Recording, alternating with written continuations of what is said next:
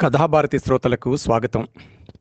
ఈనాటి కథ ప్రొఫెసర్ రామచంద్రమౌళి గారి నిర్వాణ కథా సంపుటిలోని 5వ కథ నిశ్శబ్ద యుద్ధం. ఇదివరలో ఈ పుస్తక పరిచయంలో పేర్కొన్నట్టు నిర్వాణ ప్రొఫెసర్ రామచంద్రమౌళి గారి 8వ కథా సంపుటి. ఈ కథా సంపుటిలో మొత్తం 21 కథలు ఉన్నాయి. దాదాపు అన్నీ బహుమతినార్జించిన కథలే. మీకు వీలున్నన్ని కథలను ఆడియోగా రూపొందించి జపాన్లో ఉన్న మన తెలుగు కథాప్రియులకు వినిపించండి అంటూ రచయిత అనుమతినిచ్చి, ఇక్కడి తెలుగువారికే కాకుండా దేశ విదేశాల్లో నివసిస్తున్న కథాభిమానులకు వీరు సమర్పిస్తున్న ఒక అమూల్య కానుక నిర్వాణ కథా సంపుటి. ఇక నిశ్శబ్ద యుద్ధంలోకి వెళ్తే, ఏప్రిల్ 5, 2020 రాత్రి 9 గంటలు కావస్తుంది. ఇంకా 40 సెకండ్లు. డాక్టర్ వత్సల చకచక అప్పటికే అన్నీ తయారు చేసుకున్న ఒక చిన్న పళ్ళాన్ని చేతిలోకి తీసుకుని చిన్నపిల్లల తన 3వ ఫ్లోర్ అపార్ట్మెంట్లోని బాల్కనీలోకి వచ్చి చుట్టూ చూసింది ఆసక్తిగా. హైదరాబాద్ నగరమంతా చూపులు ఆనినంత దూరం చిక్కని చీకట్లో కణకణలాడుతున్న లైట్లతో నిప్పుల చెరువులా ఉంది. గాఢంగా చీకటి, పల్చగా, ప్రపంచమంతా వణికిపోతున్నట్టుగానే భయంగా వెలుతురు. భారతదేశమంతా మొదటి దఫా లాక్డౌన్ 25 మార్చి 2020న ప్రధాని మోదీ ప్రకటించిన తర్వాత 12వ రోజు దియా జలావో పిలుపు. భూమి ప్రాక్ పశ్చిమ ఉత్తర దక్షిణార్ధగోళ తేడాలు లేకుండా ప్రపంచ దేశాలన్నీ భయకంపితమై గజగజ వణుకుతూ మృత్యుగర్భంలోకి జారిపోతున్న వేళ, దాదాపు 218 దేశాలు మనమంతా కలిసికట్టుగా ఈ కరోనా 19 మహమ్మారిని యుద్ధతుల్య ప్రతిఘటనతో సంఘటితంగా జయిద్దాం. పద, మన ఐక్యతను చాటుతూ ప్రతీకాత్మకంగా ముసిరే చీకట్లను దహించి వేయగల ఒక చిన్న దీపాన్ని వెలిగిద్దాం అని ప్రధాని నరేంద్ర మోదీ ఇచ్చిన పిలుపుతో దేశమంతా తమ ఇండ్ల బయట నిలబడి ఊపిరి బిగబట్టి బాహ్య ప్రపంచాన్ని వీక్షిస్తున్న వేళ, చటుక్కున అప్పటిదాకా ప్రజ్వలిస్తూ ఉన్న లైట్లన్నీ చప్పున ఆరిపోయి అంతా చీకటి. ఒక్క వీధి లైట్లు మాత్రమే వెలుగుతూ, చిత్రమైన ఆకృతి, మిణుకుమిణుకుమంటున్న ఆశల. మహానగరం నిండా అంధకారం, అంధకారంలో మహానగరం. కోటానుకోట్ల ప్రజల్లో ఆవరించిన మృత్యుభయం వలె విస్తరించిన శూన్యత. అప్పటికే మెల్లమెల్లగా నడుస్తూ వచ్చి అప్పుడే ప్రక్కన నిలబడి ఉంది 66 ఏళ్ల నిర్మల, వత్సల అత్త. ఒకప్పటి మానవ హక్కుల కోసం ఉద్యమించి పోరాడిన సామాజిక కార్యకర్త. ఇప్పుడామె అస్తమిస్తున్న సూర్యునిలా ఒంటరిగా మిగిలిపోయింది, కలకత్తా నుండి ఇక్కడికి ఒంటరిగా వచ్చి. నిర్మలమైన హృదయంతో విరాజిల్లే మనిషి కాబట్టి ఆమె ముఖం పరిపూర్ణ వర్చస్సుతో ఎప్పుడూ వెలుగుతున్న దీపపు ఒత్తిలా ఉంటుంది నిలకడగా. నేను దీపాన్ని వెలిగిస్తా అంది సర్రున అగ్గిపులను గీస్తూ. ప్రక్కనే ఉన్న 6 ఏళ్ల వత్సల కూతురు ఆరాధ్య చటుక్కున అప్పటికే తన చిన్ని చేతుల్లో పట్టుకున్న కొత్త కొవ్వొత్తిని అగ్గిపుల్ల మంటలో ఉంచి వెలిగించింది. ఒత్తి కొసకు మంట తెగుతూ అతుకుతూ, మళ్లీ తెగుతూ అతుకుతూ ఒక చిన్న జ్వాల చిగురును తొడుక్కుంటూ ప్రజ్వరిల్లడం. నిజంగా ఒక రకమైన జనన భీభత్సమే. కానీ ఒకసారి ప్రాణం పోసుకున్న తర్వాత గోరంత జ్వాలైనా ఇక జీవితాంతం చీకటితో యుద్ధం చేస్తూనే ఉంటుంది నిరంతరం, అనంతకాలం. ఇప్పుడిక యుద్ధం చేయాలి తామందరూ అనుకుంది వత్సల అప్రయత్నంగానే. ఆ ఒక్క నిమిషంలోనే చకచకా మిణుగురులు పుడుతున్నట్లు చుట్టూ ఉన్న ఇళ్లలో నుండి అందరూ వాళ్ల గడపల్లో నిలబడి వెలిగిస్తున్న చిరుదీపాలతో వీధులన్నీ వేల జ్వాలలతో దేదీప్యమైపోయాయి. ప్రతీకాత్మకమైన ప్రధాని యొక్క ఈ ఐక్యతా ప్రతిపాదన చాలా విజయవంతమే అయ్యింది అనుకుంది డాక్టర్ వత్సల. తృప్తితో ఆమె ముఖం వెలిగింది. ఆమె సామాజిక శాస్త్రంలో పరిశోధన చేసి డాక్టరేట్ డిగ్రీ పొంది ఒక ప్రైవేట్ స్కూల్లో టీచర్గా పనిచేస్తుంది. 20,000 జీతం. తరాలకు తరాలనే ప్రభావితం చేస్తూ ఒక దేశానికి ఉత్తమ పౌరులను తయారు చేసి అందివ్వగల పవిత్రమైన శక్తి ఒక్క ఉపాధ్యాయులకే ఉంది. అధ్యాపకులంటే దేశ నిర్మాతలు. ఉపాధ్యాయ వృత్తి అతి పవిత్రమైంది అని వత్సల చాలా బలంగా నమ్ముతుంది. లాక్డౌన్ కొత్త ఈ సమాజానికి, ఈ ప్రజలకు, స్థూలంగా ఈ ప్రపంచానికి, ఈ ప్రపంచవ్యాప్త మానవ జాతులకు. ఇళ్లలో ఎవరికి వారు స్వీయ నిర్బంధాన్ని విధించుకుని ముఖాలకు మాస్క్లను పెట్టుకుంటూ, చేతులకు శానిటైజర్లను పూసుకుంటూ, మనిషికి దూరాన్ని పాటిస్తూ, కలువకుండా ఉంటే కలదు సుఖం అని పాడుకుంటూ ఎవరి గృహాల్లో వాళ్ళు బిక్కుబిక్కుమంటూ వీధుల్లోకి రాకుండా గడుపుతున్న విచిత్ర స్థితి. స్వేచ్ఛగా తిరిగే పక్షులను పంజరాల్లో బంధించినట్టుగా ఉంది.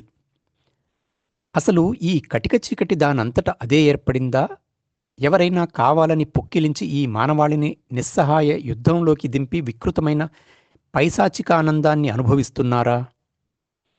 ఈ ప్రపంచంలో కళ్లకు కనిపించేవన్నీ సత్యాలు కావని, కనిపించని అదృశ్య శక్తులు, కుట్రలు, కుతంత్రాలు, రాజనీతి పేరుతో జరుగుతున్న అమానవీయ కబళింతలు, అణిచివేతలు, ఆక్రమణలు, వ్యూహాలు, ప్రతివ్యూహాలు, ఇవన్నీ అంతిమంగా రక్తనదులనే ప్రవహింపజేస్తున్నాయి గదా. 22 మార్చిన ప్రభుత్వం మచ్చుకు ఒకరోజు లాక్డౌన్ను రుచి చూపించి దాన్ని ఇక తప్పని అనివార్య జీవితంగా మార్చుతూ ఫేజ్ 1 లాక్డౌన్ని 21 రోజుల కొరకు మార్చి 25 నుండి 14 ఏప్రిల్ వరకు ప్రకటించిన నాటి రాత్రి నుండి వత్సల ఈ కరోనా మహమ్మారి మూలాల్లోకి వెళ్ళి అధ్యయనించటం మొదలుపెట్టింది. ఆ పిచ్చి అగ్రదేశాధ్యక్షుడు డొనాల్డ్ ట్రంప్ పదే పదే న్యూయార్క్ నుండి ఇది కరోనా వైరస్ కాదు, ఇది చైనా వైరస్ అని గావు కేకలు పెడుతున్నా ఎవరూ పట్టించుకొని నేపథ్యంలో వత్సల అంతర్జాలంలో మునిగి విజిల్ బ్లోయర్స్ చేతులను పట్టుకుని సముద్రాన్ని ఈదుకుంటూ పిడికెడు పిచ్చుక ఆకాశ రహస్యాలను తెలుసుకున్నట్టు లోతుల్లోకి వెళ్ళిపోయింది. అప్పుడు అర్థమైంది ఏమిటంటే ట్రంప్ పిచ్చి అరుపు నిజమేనేమోన అని. వత్సల దృష్టిలో 3వ ప్రపంచ యుద్ధం మొదలయ్యింది. యుద్ధాలన్నీ వెనుకటి వలె ముఖాముఖి భౌతికంగా జరుగవిక. అన్నీ వర్చువల్, ఆన్లైన్ జీవితాల్లాగే అదృశ్య కబళింతలు, ఆక్రమణలు, హత్యలు, విధ్వంసాలే ఉంటాయి. ఎవడో ఎక్కడో ఉండి నీపై ఒక జీవాయుధాన్ని ప్రయోగిస్తాడు. ఇక్కడ ఈ దేశంలో వీడు రక్తాన్ని కక్కుకుని లొంగలు తిరిగి మరణిస్తాడు. టార్గెట్ ఖచ్చితం, దాడి ఖచ్చితం, ఆక్రమణ ఖచ్చితం, ఆర్థిక రాజకీయ మేధో విధ్వంసం ఖచ్చితం. మహాభారతంలోని రాజసూయ యాగంలో అగ్రసింహాసన గౌరవం కృష్ణుడిదా శిశుపాలునిదా అన్న అంతర్గత మీమాంస, పోరు, ఎవడు బలవంతుడు ఎవడు అర్భకుడు, ఆధిపత్య పోరే అంతిమం, గెలిచినవాడే విజయుడు. వాని దగ్గర సుదర్శన చక్రమనే శత్రువుని గురిచూసి చంపి మళ్లీ భద్రంగా తన అమ్ముల పొదిలోకి వచ్చి చేరే అతి శక్తివంతమైన విచిత్ర అస్త్రముంది. వీని దగ్గర ఒట్టి తుస్సుమనే బాణముంది. బలవంతునికే ప్రపంచం బానిస. చరిత్ర, ఇతిహాసాలు అన్నీ చెబుతున్నదిదే యుగయుగాలుగా. చైనా దేశస్థులకు 6వ శతాబ్దానికి చెందిన ఒక అపరమేధావి అయిన యుద్ధతంత్ర నిపుణుడున్నాడు. ఆయన పేరు సన్ త్సు. మన మహాభారత కాలంలో ఆయనను మించిన భీష్ముడు, ద్రోణుడు, కర్ణుడు, కృపుడు, అశ్వత్థామ వంటి మహాయుద్ధ తంత్రజ్ఞులున్నా వాళ్లను ఎవరూ పట్టించుకోరిక్కడ. వాళ్లవన్నీ ఒట్టి దిక్కుమాలిన ఆలోచనలు, చేష్టలని, అన్నీ పుక్కిటి పురాణాలని కొట్టిపారేస్తాం. హేతువాదులు అదంతా ట్రాష్ అని ఊదేస్తారు. ఇక్కడ ఘర్కా ముర్గి దాల్ బరాబర్. అయితే చైనా సన్ త్సు అనే యుద్ధతంత్రజ్ఞుడేమన్నాడంటే, the greatest victory is that which requires no battle. Sun Tzu 544-496 BC, the art of war. ఇంకా all warfare is based on deception అని కూడా అన్నాడు. అసలు యుద్ధమే అవసరం లేకుండా శత్రువును గెలిచేదే మహావిజయం అని. ప్రతి యుద్ధతంత్రము మోసం లేక వంచన పైననే ఆధారపడి ఉంటుంది అని చెప్పిన ఈ అతి రహస్యము, వ్యూహాత్మకము, ప్రమాదకరము అయిన యుద్ధ ప్రవచనాలను అప్పటి మావో నుండి ఇప్పటి చైనా దేశ జీవితకాల అధ్యక్షునిగా ప్రకటించుకున్న క్సీ జిన్పింగ్ వరకు అందరూ పరమ ఆచరణాత్మక సూత్రాలుగా పాటిస్తూ ప్రపంచాన్ని హస్తగతం చేసుకునేందుకు సహస్రముఖ డ్రాగన్లా నిశ్శబ్దంగా విస్తరిస్తున్నారు. 9వ నిమిషం అయిపోతుండగానే భళ్ళున అందరి ఇళ్లలో లైట్లన్నీ వెలిగాయి. చీకటి చెట్లిపోయింది. వత్సల అప్పటి నుండి చంచలమైన మనసుతో వివిధ రకాలుగా ఆలోచిస్తున్నదల్లా పరిశీలనగా బయటికి హైదరాబాద్ టు వరంగల్ జాతీయ రహదారిపై దృష్టి సారించింది. బయట అవుట్స్కర్ట్ ఉప్పల్ రోడ్ ప్రక్కనే కిరాయి బిల్డింగ్, 3వ అంతస్తు. లాక్డౌన్ ప్రారంభమైన 3వ రోజు నుండి మొదలైన అదే జనప్రవాహం. కూలీలు కూలీలు, ఎడతెగని చీమల దండులా రాత్రింబవళ్ళు. పొద్దటి నుండి సెలయేరులా ప్రవహిస్తున్న భారతీయ శ్రామిక జనసందోహం.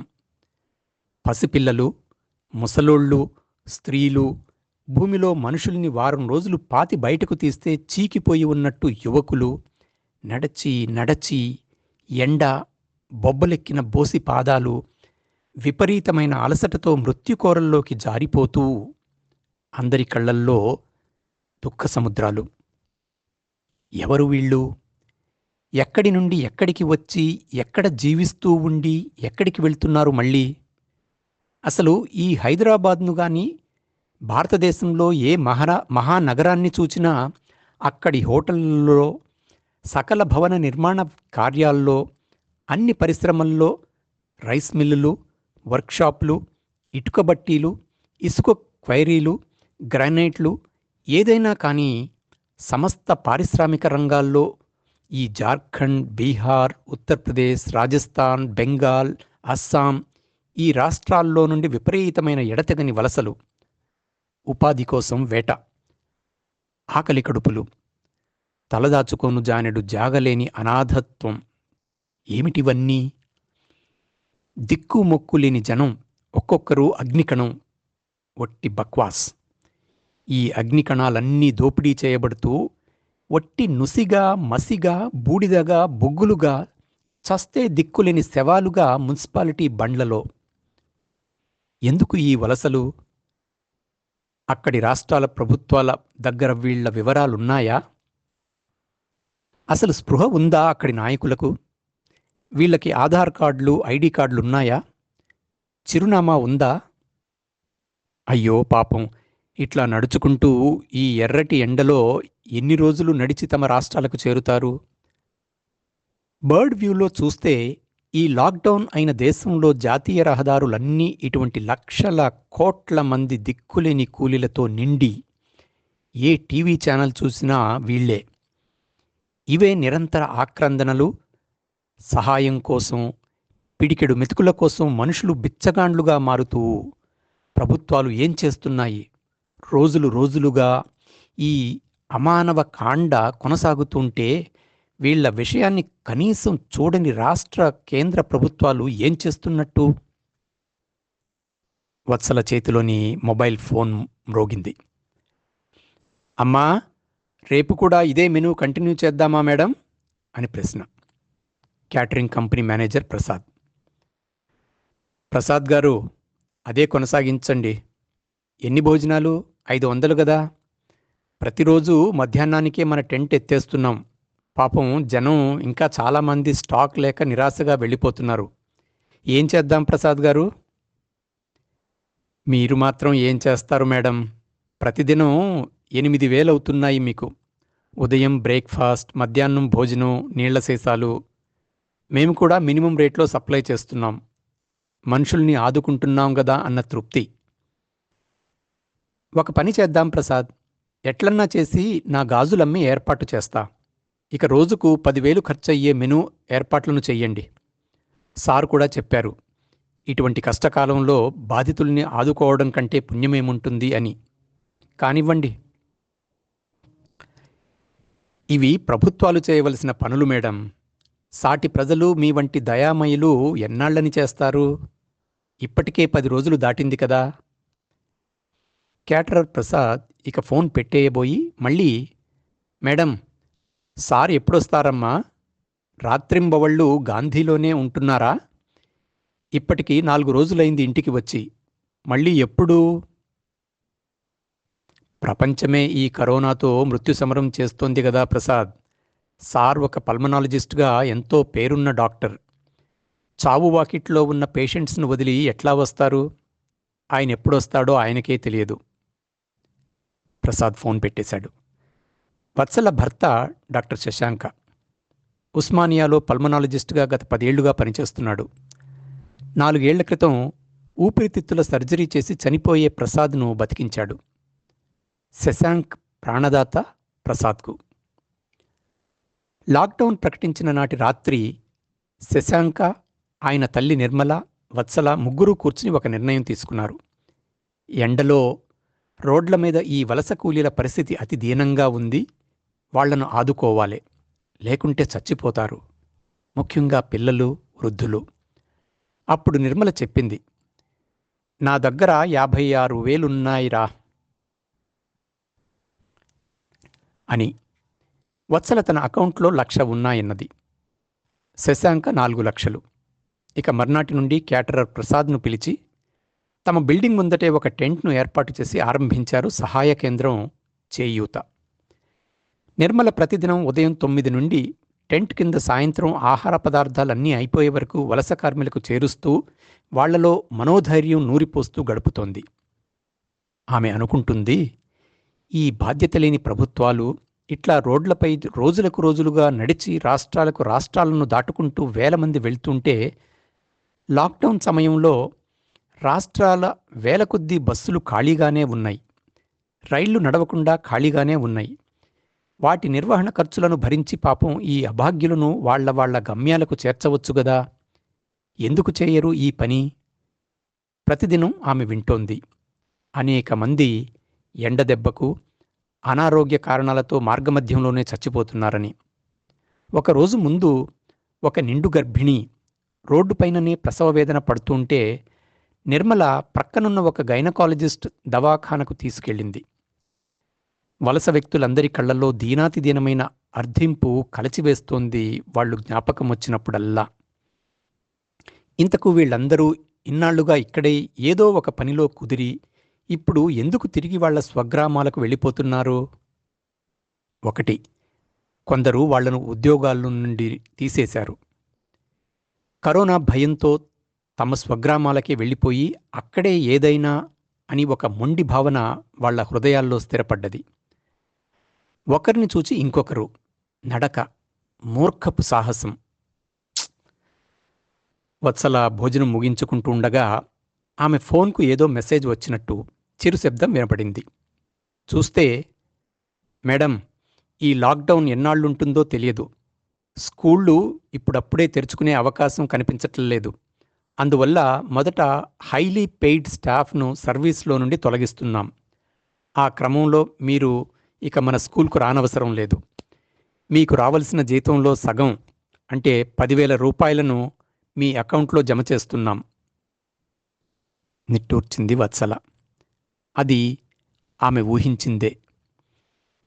పాప పడుకుని నిర్మల తన గదిలోకి వెళ్ళిపోయిన తర్వాత వత్సల మరుగుతున్న నీళ్లలా ఉన్న మనసుతో సోఫాలో వెనక్కి వాలి టీవీ ఆన్ చేస్తే 10 గంటల వార్తలు. చటుక్కున డాక్టర్ శశాంక్ కనబడ్డాడు. చుట్టూ గుమిగూడి మీడియా రిపోర్టర్స్. ఆయన పైపైన పడుతూ ప్రశ్నలు. ఒకవైపు రోజురోజుకు కరోనా కేసుల సంఖ్య విపరీతంగా పెరిగిపోతోంది. తగిన వసతులు, రోగులకు కరోనా పరీక్షలు చేయడానికి తగిన పరికరాలు, టెస్ట్ కిట్స్, ఫ్రంట్ లైన్లో పనిచేసే డాక్టర్స్, నర్సెస్, టెక్నీషియన్స్, ఇతర పారామెడికల్ సిబ్బందికి కనీస సదుపాయాలు ఇవేవీ లేవు. భయంకరమైన అంటువ్యాధి అయిన దీన్ని ప్రాణాలకు తెగించి ఎదుర్కొంటున్న సిబ్బందికి పీపీఈ కిట్స్ వంటివి లేకపోవడం పరిస్థితి చాలా చాలా ప్రమాదకరంగా ఉంది. పదే పదే ప్రభుత్వానికి మేము ఈ విషయాలను చెప్పినా వినిపించుకునే నాథుడే లేడు. ఈ పాండమిక్ వాతావరణంలో అత్యయిక పద్ధతిలో ప్రభుత్వ వ్యవస్థ స్పందించాలే కానీ చెబుతూ పోతున్నాడు ప్రసిద్ధ పల్మనాలజిస్ట్ డాక్టర్ శశాంక. కానీ ఈ మీ అభ్యర్థనకు స్పందించకుండా బహిరంగంగా ప్రభుత్వాన్ని విమర్శించినందుకు మిమ్మల్ని సస్పెండ్ చేస్తున్నట్టుగా కొద్దిసేపటి క్రితం వెలువడిన ప్రభుత్వ ప్రకటనపై మీ స్పందన సార్? అందుకు నేను చాలా విచారిస్తున్నాను. అసలు ఈ కరోనా వైరస్కు చికిత్సే లేదు. రోగుల్లో రోగనిరోధక శక్తిని పెంచేందుకు అన్న నెపంతో మంచి ఆహారం, పళ్ళు, డ్రై ఫ్రూట్స్ వంటివి ఇవ్వాలని సూచిస్తే ఎక్కడున్నాయి అవి? ఎవరూ పట్టించుకోవటం లేదు. నన్ను సస్పెండ్ చేయడం కాదు, ఈ ప్రభుత్వ నిర్లక్ష్యానికి ప్రతిగా నేనే నా ఉద్యోగానికి రాజీనామా చేస్తున్నాను. జై హింద్ అంటూ శశాంక కోపంగా వెళ్ళిపోయాడు అక్కడి నుండి. అతని వెనుక గుంపులుగా బాధాతప్త ముఖాలతో ఎందరో స్టాఫ్, డాక్టర్స్, నర్సులు, పారామెడికల్ సిబ్బంది. వత్సల షాక్ అయ్యింది. శశాంకను అంత ఉద్విగ్నంగా ఎప్పుడూ చూడలేదామె. నీతికి, నిజాయితీకి, వృత్తి ధర్మానికి కట్టుబడి మానవతా విలువలతో జీవించే మనిషి అతను. ఎంత గాయపడ్డాడో అని నిశ్శబ్ద మౌన దుఃఖంలోకి జారిపోయింది. ఋతువులు కాలప్రక్షాళికలు. చెట్లు, నదులు, పర్వతాలు, సముద్రాలు, లోయలు, శిఖరాలు అన్ని కాలం అనే మహాప్రవాహంలో పడి చెట్లు ఆకులను రాలుస్తూ సౌందర్యవంతమవుతూ, వికసిస్తూ, రమిస్తూ, మురిసిపోతూ, ఉజ్వలిస్తూ, మళ్లీ శిశిరాన్ని కప్పుకుని ఆకులను రాల్చుకుని ఎండి, వాడి, కృషిస్తూ పునః యవ్వన ప్రాప్తి కోసం సమతుల్యతను సాధిస్తూ. కాలచక్రం ఋతుమయం. ప్రతి ఏడాది సమయంలో మళ్లీ మళ్లీ తనను తాను కాలం పునర్నిర్మించుకుంటుంది. ఈ పృథ్వీ కూడా ప్రతి 100 ఏళ్లకు ఒకసారి ఏదో ఒక మహమ్మారి వైరస్ను భూమికి భారమవుతున్న మనుషులపైకి వదిలి కోట్ల సంఖ్యలో మానవ హననాన్ని సృష్టిస్తున్నట్టు చరిత్ర చెబుతోంది. 1720లో ప్లేగ్, ఫ్రాన్స్ మర్సిల్లీ అని ఒక వైరస్, 1820లో కలరా, 1920లో స్పానిష్ ఫ్లూలతో కోట్ల మందిని పొట్టన పెట్టుకున్న ఈ మహమ్మారి వ్యాధులు, ఇప్పుడు 2020లో నోవెల్ కరోనా వైరస్ 19 పేరుతో మానవజాతిని కబళించడానికి బయలుదేరిన వైరస్ చైనాలోని హుబై ప్రావిన్స్ రాజధాని వుహాన్ను తన కేంద్రకంగా చేసుకుంది. 1 కోటి మంది జనాభా ఉన్న గొప్ప పారిశ్రామిక మహానగరమిది. ఆర్థికంగా చైనాను శాసించగల ఈ నగరాన్ని చికాగో ఆఫ్ చైనాగా పిలుస్తారు. సార్స్, మెర్స్, కోవిడ్ వైరస్లను జీవాయుధాలుగా ఉపయోగించడానికి చైనా, అమెరికా, ఉత్తర కొరియా లాంటి దేశాలు ఉన్నత స్థాయి పరిశోధనలను చేయడానికి బయోసేఫ్టీ లెవెల్ 4 ప్రయోగశాలలను నిర్మించుకున్నాయి. ఇప్పుడు అటువంటి ల్యాబ్లు అమెరికాలో 13, యూకేలో 9, అట్లా ఇంకొన్ని దేశాల్లో ఒకటొకటిగా ఉంటే చైనాలో 2 ఉన్నాయి. వుహాన్లో ఉన్న వుహాన్ ఇన్స్టిట్యూట్ ఆఫ్ వైరాలజీని 2015లో లెవెల్ 4 స్థాయికి పెంచి పూర్తి సంసిద్ధతతో దీన్ని ఈ జీవాయుధ పరిశోధనల్లో చురుగ్గా పనిచేస్తున్న అమెరికాలోని గ్యాల్వెస్టన్ నేషనల్ ల్యాబొరేటరీకి, నేషనల్ మైక్రోబయాలజీ ల్యాబొరేటరీ, కెనడాకు అనుసంధానం చేశారు. ఆ క్రమంలో జియాన్ గుయెక్వియు, ఆమె భర్త కెడింగ్ చెంగ్ ఇద్దరూ వైరాలజిస్టులుగా కరోనా, ఎబోలా, నిఫా, మార్బర్గ్ వైరస్లపై పరిశోధనలు చేస్తుండగా కొన్ని రహస్య కారణాల వల్ల చైనా వైరాలజిస్టులకు కెనడా జూలై 2019లో ఉద్వాసన పలికింది. అప్పటికి కెనడా ల్యాబ్కు డైరెక్టర్గా ఉన్న ఫ్రాంక్ సమ్మర్ ఫిబ్రవరి 2020లో మరణించాడు. తర్వాత గబ్బిలాలపై విపరీతమైన పరిశోధనలు చేసి గబ్బిలాల యువతిగా పేరుగాంచిన షీ జింగ్లీ అని పిలువబడే స్త్రీ ఇప్పుడు వుహాన్ ల్యాబ్లో కీలక పాత్ర వహిస్తోంది. ఈమె మొదట గబ్బిలాల్లో పాంగోలిన్ అంటే అలుగు పిల్లులలో ఈ కరోనా వైరస్ల మూలాలను కనుక్కుని ఇంకా పరిశోధనలు జరుపుతున్న క్రమంలో లీక్ అయిన వైరస్ వుహాన్ వెట్ మార్కెట్కు చేరుకుని అక్కడి నుండి వుహాన్ నగరాన్ని వణికిస్తూ అది కరోనా కేంద్రకం. మరి ఎట్లా జరిగిందో కానీ చిత్రంగా సిల్వియా బ్రౌన్నే అనే రచయిత్రి 2008లో ప్రచురించిన తన ఎండ్ ఆఫ్ డేస్ అనే పుస్తకంలో 2020 సంవత్సరంలో న్యుమోనియా వంటి వ్యాధి ఒకటి ఊపిరితిత్తులకు తత్సంబంధ నాళాలకు సంబంధించినది మహమ్మారిలా భూమండలమంతా వ్యాపించి మనుషులను భయకంపితులను చేసి లక్షల మందిని పొట్టన పెట్టుకుని ఎంత త్వరితంగా వ్యాపిస్తుందో అంత త్వరగా నిష్క్రమిస్తుంది అని రాసింది 312వ పేజీలో. వత్సలకు అంతా ఫాగీగా అసహనంగా ఉంది. ఈ ప్రభుత్వాలు, ఈ మనుషుల్లో దాక్కుని ఉన్న రాక్షసులు, సకల దుర్గుణాలను శ్వాసిస్తున్న అంతర్జాతీయ మేధోజీవులు. మళ్లీ కరోనా స్పృహ. డిసెంబర్ 10న కరోనా వైరస్ మొట్టమొదట వుహాన్ సీ ఫుడ్ మార్కెట్లో ఒక వ్యక్తికి సంక్రమించింది. డిసెంబర్ 12-30ల మధ్య అనేక మంది వుహాన్ మార్కెట్ వర్తకులు అదే వ్యాధి బారిన పడుతుండటం గమనించి ఏదో కొత్త వైరస్ వ్యాపిస్తున్నట్టు గమనించారు. డిసెంబర్ 30న వుహాన్ సెంట్రల్ హాస్పిటల్లో పనిచేస్తున్న ఆఫ్థమాలజిస్ట్ డాక్టర్ లీ విన్లియాంగ్ సీఫుడ్ మార్కెట్ నుండి వస్తున్న రోగుల ఉధృతిని గమనించి తన డాక్టర్ మిత్రులకు కొత్త వైరస్ సమాచారం ఇచ్చాడు మీడియాలో. డిసెంబర్ 31న ప్రపంచ ఆరోగ్య సంస్థ WHOకు వుహాన్లోకి కొత్త వైరస్ ప్రవేశం గురించి నామమాత్రంగా చైనా తెలియజేసింది. జనవరి 3న డాక్టర్ లీ విన్లియాంగ్ను చైనా ప్రభుత్వ పబ్లిక్ సెక్యూరిటీ బ్యూరో వ్యక్తిగతంగా పిలిచి ప్రజల భద్రతకు భంగం కలిగిస్తున్నావని మందలించి క్షమాపణ పత్రాన్ని రాయించుకుంది. చైనా కొత్త సంవత్సరం 7 రోజుల వేడుకలు జనవరి 24న ప్రారంభమై 30 వరకు కొనసాగినాయి. చైనా ప్రభుత్వం అంతర్జాతీయ విమాన ప్రయాణాలపై ఎటువంటి ఆంక్షలను విధించలేదు. అందువల్ల లక్షల సంఖ్యలో యూరోప్ దేశాలనైన ఇటలీలో చైనీయులు అధికంగా ఉన్న మిలాన్, ప్రాటో నగరాల నుండి విపరీతంగా ప్రయాణికులు వుహాన్కు వచ్చి కరోనా వైరస్ను వెంట పెట్టుకెళ్లారు.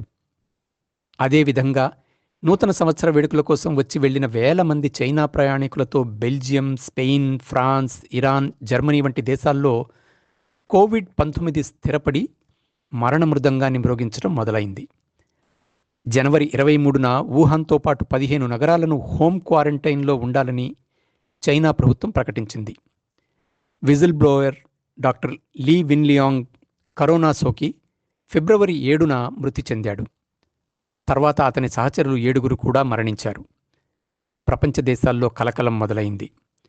మార్చి 8 నాటికి ఇటలీ మొత్తం లాక్డౌన్లోకి వెళ్లి దాదాపు 6 కోట్ల మంది కరోనా బారిన పడ్డారు. మార్చి 11న నెమ్మదిగా ప్రపంచ ఆరోగ్య సంస్థ WHO కరోనాను గ్లోబల్ పాండమిక్గా ప్రకటించింది. అప్పటికి 114 దేశాల్లో 4291 మంది మరణించారు. ఈ కరోనా వైరస్ వ్యాప్తిని చైనా సృష్టించి మానవజాతి వినాశనానికై వదిలిన బయోటెర్రరిజం చర్య అని అనేక దేశాలు ధ్వజమెత్తాయి. అప్పుడే America president Donald Trump, China అధ్యక్షుడు క్సీ జిన్పింగ్ మరియు WHO director general Tedros Adhanom ఇద్దరూ కుమ్మక్కై ఈ కరోనా అనబడే చైనా వైరస్ను ఒక జీవాయుధంగా ప్రపంచ వినాశనానికి కావాలనే వదిలారని అరిచాడు. దీప ప్రజ్వలన రోజైన ఏప్రిల్ 5 నాటికి భారతదేశంలో కరోనా పాజిటివ్ కేసులు 4225, మృతులు 129. మొత్తం ప్రపంచ 218 దేశాల్లో మృత్యుభయంతో కూడుకున్న మరణవాసన ప్రబలిపోయింది. ఆగస్టు 11, 2020 సామాజిక శాస్త్రవేత్త డాక్టర్ వత్సల ఉలిక్కిపడి కళ్ళు తెరిచింది. ఇల్లంతా గడ్డకట్టిన నిశ్శబ్దం. ఎక్కడా ఏ శబ్దమూ లేదు. ఎదురుగా గోడపై గడియారం నిశ్శబ్దంగానే సమయం తెల్లవారుజాము 5:43. ఇంకా తెల్లవారలేదు. చుట్టూ చూచింది. ఒంటరితనిప్పుడు. ఆ రోజు రాత్రి జ్యోతి వెలిగించి జాతి ఐక్యతను ప్రకటించిన రోజు. ఏప్రిల్ 5న ఉద్యోగానికి రాజీనామా చేసిన శశాంక్ ఆవేశంగా ఒంటిపైనున్న పీపీఈ కిట్తోనే వచ్చాడు ఇంటికి. శశాంక్ అమ్మ నిర్మల వెళ్ళింది ఎదురుగా ఆతురతతో. వెళ్ళి అతని సస్పెన్షన్ విషయమై తెలుసుకుని అతన్ని కౌగిలించుకుంది దుఃఖిస్తూ తల్లిగా, అతని నిజాయితీకి పొంగిపోతూ. అప్పటికి ఆయన పొద్దుటి నుండి ఎందరో వెంటిలేటర్స్పై ఉన్న కరోనా రోగులకు చికిత్స చేసి ఉండడమో ఏమిటో 2 రోజుల్లో నిర్మల కరోనా పాజిటివ్ అని తేలింది. ఆ మర్నాడే శశాంక్ కూడా పాజిటివే. తను 6 ఏళ్ల పాప ఆరాధ్య కూడా. వత్సల హతాశురాలైంది. మొత్తం కుటుంబమంతా కరోనా పాజిటివ్. కరోనాకు మందు ధైర్యం, నిష్ఠతో కూడిన క్రమశిక్షణతో నిండిన ఆత్మనియంత్రణ. కానీ అప్పటికే అన్నీ తెలిసిన శశాంక పల్మనాలజిస్ట్ను వైరస్ ఉధృతమై ఆక్రమించింది. ఆయన తల్లి నిర్మల వయస్సు 66, బలహీనమైన శరీరం. ఇద్దరి పరిస్థితి చేయి దాటిపోతూ అపస్మారక స్థితిలో వెంటిలేటర్ పైన శశాంక, ప్రక్క ఐసీయూలో అత్తమ్మ నిర్మల. ఆ రోజు కుండపోతగా వర్షం పడుతుండగా ఉదయమే 7:10 శశాంక చివరి శ్వాస విడిచాడు. ఎందరో ఆయన ఆప్తమిత్రుల ముందే. మరో గంటలో నిర్మల మరణం. ఒకే రోజు ఇద్దరు దూరం శాశ్వతంగా. ప్రక్క గదిలో పాప ఆరాధ్య బెడ్ పైన. మొత్తం జీవితమంతా చీకటిమయమై నిలబడ్డది ఎదుట. కారణం కరోనా. కరోనా కరోనా ఇప్పుడు ఒక విధ్వంస జీవితానుభవం. ఎదుర్కోవాలి. జీవితమంటే యుద్ధం వత్సలా, ఎదుర్కోవాలే అనేవాడు శశాంక. న్యూస్ పేపర్ విసిరి వెళ్ళాడు బాయ్ కింద నుండి. అది పైన పడి విచ్చుకుంది పేజీలుగా. చూస్తుంటే ఈరోజు కరోనా కేసులు అని హెడ్డింగ్ ఒక మూలకు, ప్రపంచం మొత్తం కేసులు 2,01,45,818, కొత్త కేసులు 1,28,801, మొత్తం మరణాలు 7,36,092, కొత్తగా నిన్నటి మరణాలు 2,542. భారతదేశం మొత్తం కొత్త కేసులు 62,064. దేశవ్యాప్త మొత్తం కేసులు 22,15,074. కొత్తగా నమోదైన మరణాలు 1,007. మొత్తం మరణాలు 15,35,745. ఒక్కసారిగా ఒళ్ళు జలధరించి ఉలిక్కిపడ్డది వత్సల. గొంతు గద్గదమవుతుండగా ఉరికి ప్రక్క గదిలో నిద్రిస్తున్న పాప ఆరాధ్య దగ్గరికి వెళ్లి ముఖాన్ని దగ్గరికి తీసుకుంది వాత్సల్యంగా. 2 కన్నీటి బుట్లు పొటమరించి, ధైర్యం, జీవితంతో పోరాటం, ముందడుగు వత్సలా, డాక్టర్ వత్సలా. శశాంక మాట్లాడుతున్నట్టు. యుద్ధాలు, ఆయుధాలు, కుతంత్రాలు, నిస్సహాయుల బలి, ఇవన్నీ ఏమిటి? మనుషులు రాతియుగం నాటి యుద్ధమెరుగని అమాయక ప్రాణులుగా మిగిలిపోతే ఎంత బాగుండు. 4వ ప్రపంచ యుద్ధంలో ప్రజలు రాళ్లతో కొట్టుకుంటారు. Albert Einstein. అదండి ఈనాటి కథ. ప్రొఫెసర్ రామా చంద్రమౌళి గారి నిర్వాణ కథా సంపుటిలోని 5వ కథ నిశ్శబ్ద యుద్ధం. ఈ కథ ప్రతిష్టాత్మక వంశీ ఇంటర్నేషనల్ హైదరాబాద్ సంస్థ వార్షికగా వెలువరించే కొత్త కరోనా కథలు 4 2020లో ప్రచురితం అయింది. ప్రొఫెసర్ రామా చంద్రమౌళి గారి కథలు ఇదివరలో ఆల్ ఇండియా రేడియో వరంగల్ విభాగం వారు 13 కథలను వరుసగా ప్రసారం చేసి ఒక ఆల్బమ్ను విడుదల చేశారు. అది బహుళ జనాదరణను పొందింది. ఇటువంటి ఉత్తమ కథాగుచ్చాన్ని ప్రవాసాంధ్రులకు అందిస్తున్న రచయిత శ్రీ రామా చంద్రమౌళి గారికి శిరస్సు వంచి ప్రణమిల్లుతూ, వారి కథలను ఆడియోగా చేసి మీకు నా గళం ద్వారా వినిపించే భాగ్యాన్ని కలుగజేసినందుకు హృదయపూర్వకంగా కృతజ్ఞతలు తెలుపుకుంటున్నాను. కథాభారతి శ్రోతల తరపున ప్రొఫెసర్ రామా చంద్రమౌళి గారికి విశేష అభినందనలు. ఇంతటితో ఈనాటి కథ సమాప్తం. వచ్చే కథలో మళ్ళీ కలుద్దాం. అంతవరకు సెలవు. సర్వే జనా సుఖినో భవంతు.